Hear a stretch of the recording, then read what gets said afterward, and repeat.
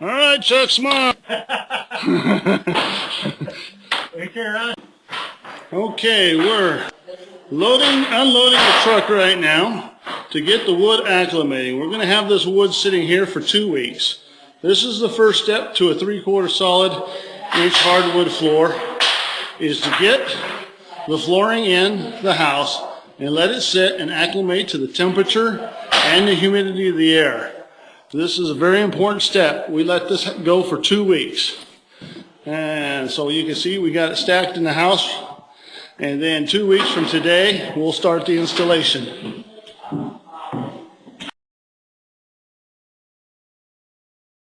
Okay, it's been 2 weeks now and we're back on the job site. The wood is acclimated and we're going to start preparing this for installation.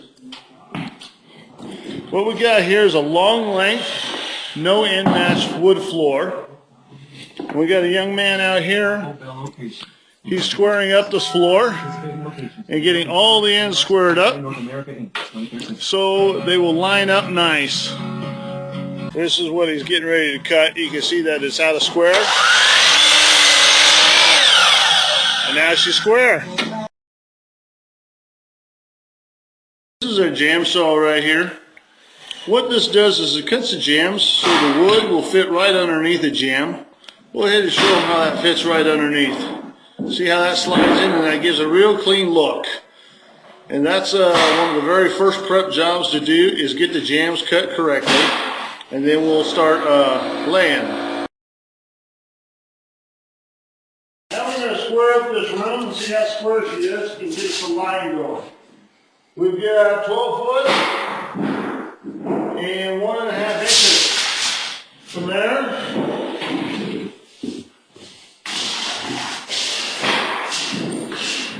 12 feet, 1 3/4 inch.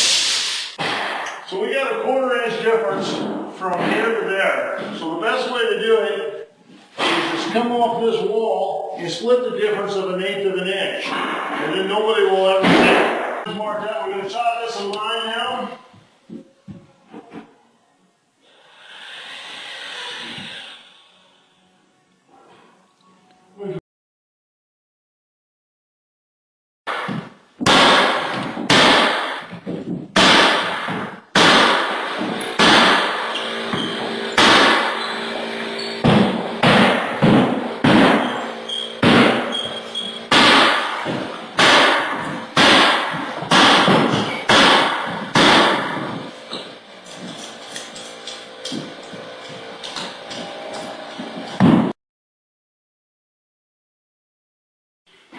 We're going to put a little epoxy in these knot holes right here.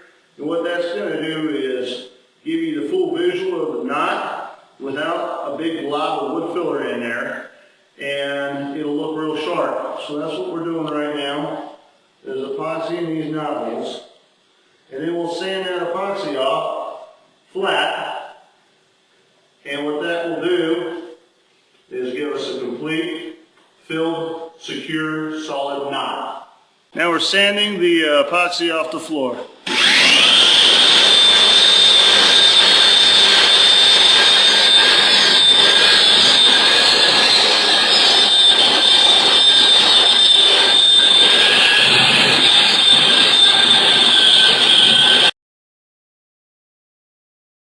Okay, what we're getting ready to do now is called the rough cut edge. And we're starting off with a piece of 60 grit sandpaper on our edger. And Luke's going to give it a bit of sanding. Go ahead, Luke.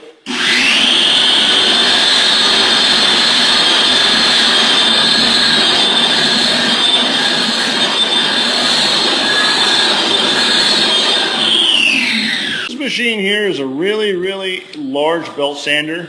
It does the bulk of the sanding on the floor and takes out off the most material and gets the floor the flattest. What we're going to do here is work with a 60 grit sandpaper, and I'm going to do a rough cut, and I'm going to take off some sand and material. As you can see, I've already done a little bit, and that's the difference between the non-sanded and the sanded area.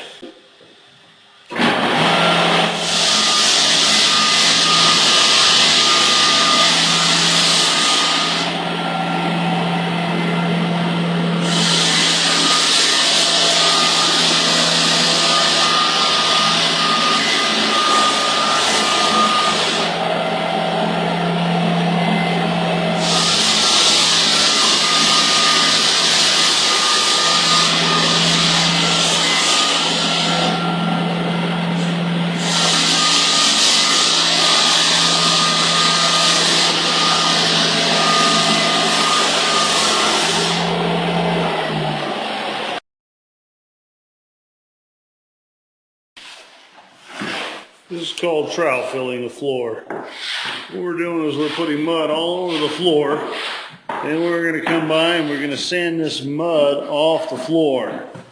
And everything that's left in any little crack will have wood filler in it. We call it mud, but it's truly called wood filler. And that's what we're doing right now. Okay, now it's time to remove the wood filler. We've got it all, we come back the next day and we put the wood filler down, and now we're going to remove the wood filler off of the floor.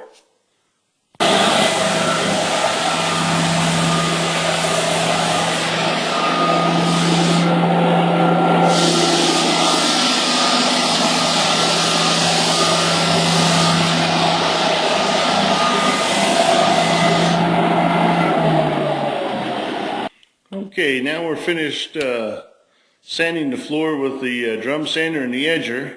We're going to do something different. We're going to get a buffer and screen the floor. Screening the floor is a type of sandpaper, and that looks just like a screen.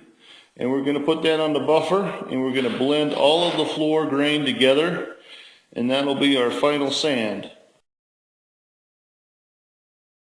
And now the good part, we're applying the stain. This puts the color to the floor. So